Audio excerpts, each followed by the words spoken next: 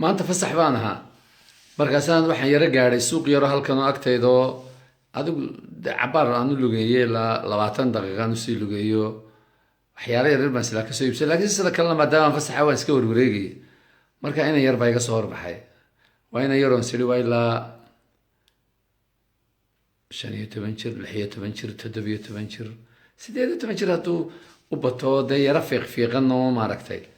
aan qof sidaa usii dee maaragtay wax weyni ka muuqata aan ahayn markaasuu igu yiri maxaad doonaysaa waxaan ku yiri suuqan wax ka yar iibsanaya caynkan suu igu yiri haddaad doonayso dahab iyo waxa waan maaragtay waan kaa iibinaya maxaa tahay baan idho kaarhkan yar buu ituso wuxuu yiri waxaan ahay shirkadda dahabka ee halkan kiiraan sidaan eego waxaan idhi war waxaan yara naqan waa maxay shirkadda dahabkii waxaan sheegay masaan maadaa shirkadda leh suu yiri haa aniga shirkadda leh waxaan ahay maareeyaha shirkadda dahabka ee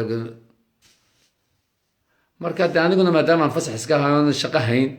waa iska uun dee maaragtay hadalkun baa ila galay shawhaadun baa ila gashay saan ku yiri balkaalayna tuso ninkii shirkadda ay geenay wuxuu igeeyuun wax yaroo kartoon u eeg oo saxaarada yar adigu taqdada yar oo saxaarada yar oo isla meel u taala iyo kursi yar ag yaala markaasaan ku yiri shirkadda maadan suu yiri waatan shirkaddaydu وانا وضي تعالى ده وضع عادي ودتك ده داف يو سكلامية سنة نجا بالش ليه إنه كلام ماله فديه ماركت أو كلوي سنة شركة دي ذهب ليه تيجي سمتنا سود ها رسام كوري حيوان دي يرفهم وعيوني ونكي كارك كنت سي شركة الذهب كم حي سام كوري شركتنا إذا ما حد هاي وعود تسمي لا سحار دي يرى يدوش كسارين لبا مقص bahal yaroo aad baastoolad moodo kululaysa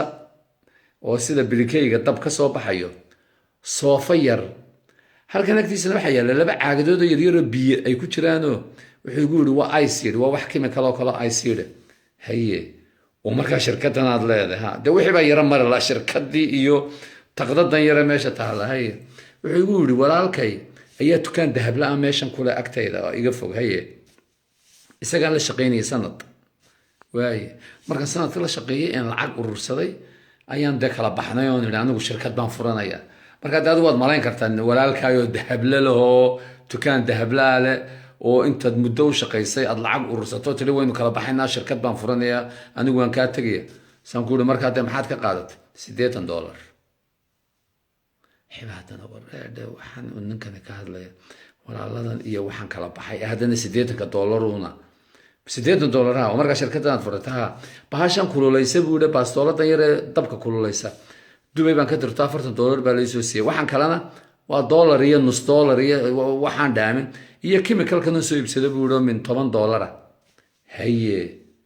oo marka shirkadda habaatay ha marka shirkadda waa taqdadan yar ha iyo labada maqas ee dul saaran haye oo maxaad markaa de sameeysaa wuxuu yiri waxaan dahab la iibsaday dad dumaradu iibsadaan nooc kasta leh way jabaanuun inta mid baa meel yar ka jaba mid baa laxaamada mid baa doonaysa dahabkii dheerayna yara gaabiso ka saarto dhowr mid marka dhowrkii mid baad uga saaraysaa waad isugu laxaamadaysaa mid buu ka furmaya mid bay dhegtu bahal yar ka soo dhacaysa waan isugu rakiba waxa yar u mar rakiba haye oo maxaad ka soo saartay de lacag ciidan lag ma ka soo saaraa buu waxaan ku yiri lacagta intee lag maalinta hesha wuxuu igu yiri waa sirri af xawsaha waxa weeye waa sir af carabiga way yiraahdo waa sirri buu waran gudda kulama tartamaya baa shirkadda hadan taqdada yar ka samaysan kuma jireen kuma sheegay buu lagsa waa sirri lagsa lacag fiican baan ka helaa waayahay wuxuu yiri bal kaatukaaga soo bixi kaatukan yar silver kan sitay ama de qalinka ah sidan uu ka madoobay markuu qurux badan yahay uu qaaday bahashi buu dabkii yara ku madoobay ICD buu ku riday uu ka soo saaray burushir buu mariyay mise kaatun dhalaalayo yidhi waxaasuu ma ka shaqeeyaa buu yiri oo isku dubaridaa oo kala dubaridaa maalintii lacag badan baan ka helaa oo shirkadda markaad walaalka kala baxdeeneed muddo u shaqeynaysay ee aad tiri shirkad baan furanaya shirkadda lacagta urursada waxa ugu $80 buu ahaa waxaan video yar baan ka qaadayaa isku marka waayo waxaan doonayaa baan idin dadkayga tusoon maaragtay dhalinyaradayadii in dadku shaqo abuuran karo de lacag yaro $80 iyo $50 iyo $100 de shirkadaha dahabka lagu furan karo markaasuu oo maxaad ka tusaysaa waxaan si dhalinyaradeeda ugu dhiiri geliyo in shirkada furtaan oo de maaragtay ay de iyaga laftigoodu ay dee shaqo abuuraan wixii way fahmi waayeen suuli waa maxay shaqo abuuraan dee dadku inay shaqaystaan oo dee maaragtay iyaguna wax furtaan oo wixii furtaan oo dhalinyarada shaqada la inankan yar wuxuu fahmi lahayaa dhalinyarada shaqada la suuli waa maxay dhalinyarada shaqada la dee dadka aan shaqaynin soo inay shaqo abuuraan maaha suuli oo madadaan shaqayn baa jira dee maxay u jiri waayaan maa dadaan shaqayn baa jira oo dee aan shaqayn oo caynkan waxa weeyaan meeshan aan joogo Nigeeriyada maba jiro qof soo tooson shaqayni bal amarka ilaahay qof soo tooso oo aan shaqayni ama ha yaraade ama ha weynaade ma jiro inagu shaqada waxaynu naqaanaa inta la soo kaco jaamacada la galo CV la qoro haddana codsi la qoro haddana interview lagugu yeedho ama dowladu ku yeedho ama wasiir ku wasteeyo halkan qofku uu soo toosa qofku uu shaqeeyaa wuxuu doono ha noqdo markaan sii wareysana ka yaraa wuxuu ma qof inta soo toosa aan shaqayn muxuu shaqeynaa boqolaal baan aqaan baan geedii hoos taagane iyo qaar la shaqo doon baan iyo qaar la dowladdu shaqaha abuurto iyo waxan san ku yiraahdo waa suurda xitaa haddaan tan lahayn iloobe loo wuxuu baan qabanayaa dhowrtii waan soo toosaya xibaan fahmo waa kii yaraa ma dhahayo xaas baan leeyahay buuro bari dhow waxaan doonay intii labaad bal horta tarrogtuna kaada ma xaas baan leeyahay tii labaad baan wadaayo halkan hay noo dambaysa bal horta $80 ma ku heshiinaa aad ku furatay shirkadda wuxuu yiraahdaa haddaan sanad kale sii wado ama 2 sanadood kale lacagteeda waan ururiyaa waxaan doonayaa buuri inaan dukaan dahab la furto oo sida walaalkay intan Dubai tago aan ka soo qaato dahabkan oo anigu sii iibiyo oo shirkadan yar kartoonkaana shirkadan yarna waxaan uga tagayaa buuri walaalkayga yar ayaa soo baxaya oo imika ilaa 13 jira ma igu yiri mise 12 jira kaasaan doonayaa buuri inuu la wareego meeshan xaafadu way soo toosaysaa qof walbaaba shaqo ku maqan yahay ma jiro qof intuu soo kaco aan isagu wax soo saaran oo wax la siiyo qof wax la siiyaaba ma jiro wixii baan si fiirsaday wallahi hadaba aniga kuwan iyo baadhe iyo dhulkii aan ka imid waa kala kaamba ninkan shirkadu furtay anigu markaan shirkad furay waa lacag ama hataa oo dahab shil u tagtaa oo bangi kala tagtaa oo lacag lagu amaahayo oo tolka wax ku soo dira oo tiraahda 2 baloodon lahay baan iibinayaa oo wax bur ninkan shirkadan yar u furay waa $80 oo waliba uu urursaday sanadu walaalkii u shaqeynayay imikana lacag baan sameeyaa buuri sanad dabadiina inuu dukaan furtaa buu doonayaa wixii baan u fiirsado kii yaraa baan eegayo iska warwareysta 2 qodob baa soo baxay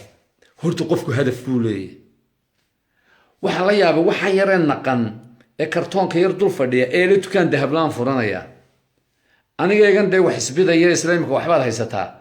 niyadayga ma jirto dukaan dahab laad furan kartaa wuu la weeyay isaga waxan way ka go'antay waa qodobka labaad inaga had iyo goor dhalinyarteena ama dadkeenaba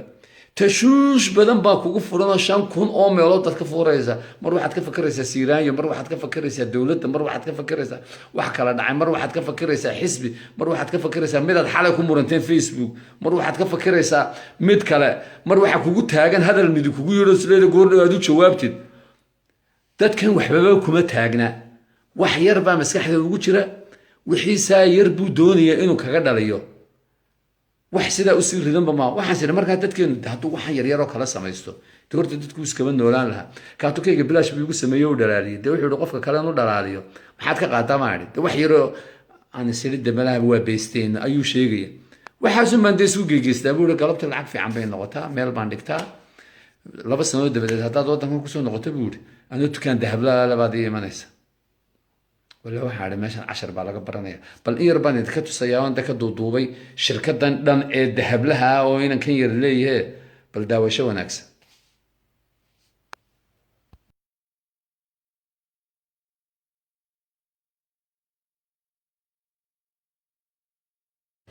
So you are heating? Yes. But it became red. Don't worry. We'll see. What do you mean, don't worry? My silver was very white, now it became red.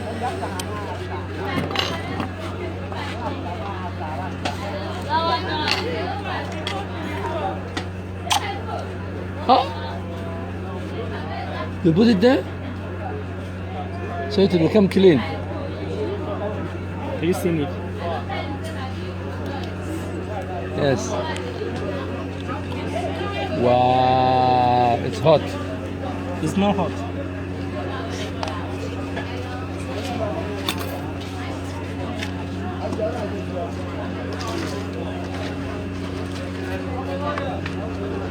I'm watching how you are doing it. See your brothers. I can see. I'm doing how you are watching, doing it.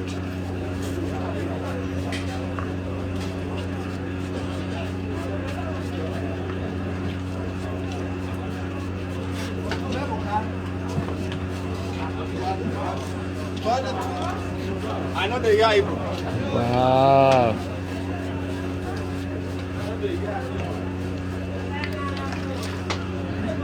Now show me how to show.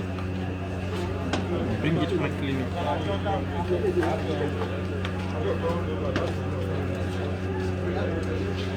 Wow, it's so shiny. It's so beautiful now. Let me put it in my finger.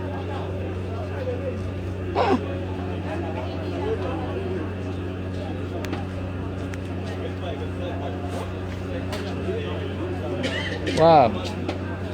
So it's so shining. So this is how you do it. This is my friend.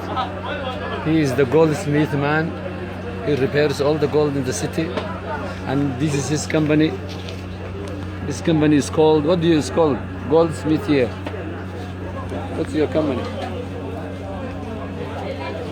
Goldsmith here. I wish you good luck.